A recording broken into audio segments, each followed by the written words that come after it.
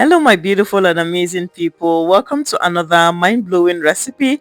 Today, I'm going to show you guys how to make this perfect recipe that can go for either breakfast, lunch, or dinner. One thing about being a mother to a child who absolutely loves potatoes is that you have to keep getting creative. I can't just make regular fried potatoes every time because she would eventually get bored. So every time I buy potatoes, I'm already thinking, okay, what are we making this time? The funny thing is, if I ask my daughter what she wants to eat, I already know the answer before she opens her mouth: potatoes. And she pronounces it potatoes. It doesn't matter whether it's breakfast, lunch, or dinner.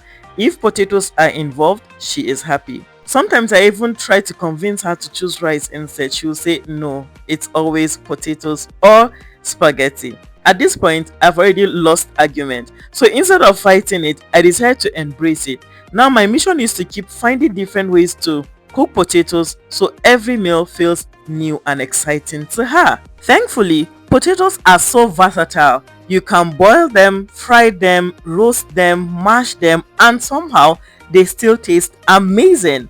Honestly, if potatoes were a person, they'll be that friend who gets along with everybody.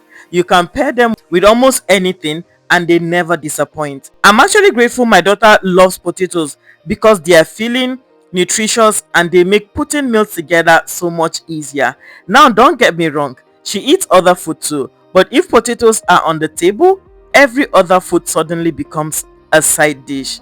Parents, please tell me I'm not alone. What's that one food your child can eat every single day without complaining? Is it rice, noodles, or bread? Or are you also raising a certified potato ambassador like I am? I'd really love to know because sometimes I feel like my daughter should be collecting commission from potato farmers. Anyway, as long as she's happy, eating well, and growing strong, I'll keep up with new potato ideas. So you guys should get ready for me. And trust me, this is definitely not the last potato recipe you'll be seeing from me. Expect so much more, guys. But one thing I promise you is every of that recipe is gonna be worth your time. I don't know who started telling children to pick a favorite food, but whoever it was definitely met my daughter first. At this point, I don't even argue anymore. I just make sure there's always a bag of potatoes somewhere in my kitchen because I know peace has a price. The funny thing is that I keep hoping she'll wake up one morning and say, "Mommy, I want vegetables, I want like broccolis. Or maybe she will surprise me with, "Can I have beans today?" Every time I look at the bag of potato, I ask myself, what are we doing differently today? And that's exactly how this recipe happened. The first thing I did was to give my potatoes a cut, like zigzag cut. I don't know what it is about children, but presentation matters to them.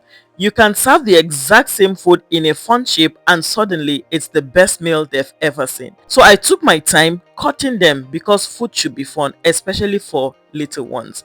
After washing them properly, I didn't deep fry them. I just used a little oil, more like a gentle saute than actual frying. I wasn't looking for that deep golden color. I just wanted the potatoes to soften a little while keeping that beautiful shape. As they were cooking, my kitchen already started smelling amazing. You know that smell that makes somebody walk into the kitchen pretending they are not interested? Meanwhile, they are checking every pot. Then I moved on to the eggs. Nothing complicated. I broke the eggs into a bowl, added a little salt, some black pepper, and whisked everything together until it was well combined. Sometimes the simplest ingredients make the most comforting meals. Then I brought the potatoes and eggs together. Honestly, that was a point where I knew this recipe was going to be good. I added some fresh green leaves because I love adding a little color to my meals. You can also use whatever green leaves you have available. I mix them all together, then I put cheese on top and I put it in the oven. Guys, just look at the outcome. It was so beautiful, like I couldn't believe the creativity. And then the taste was amazing. Hefziba enjoyed every bite and that made me even more happy. Thank you so much, my amazing people, for making this amazing recipe with me today. I hope you have watched the video from the beginning to the very end.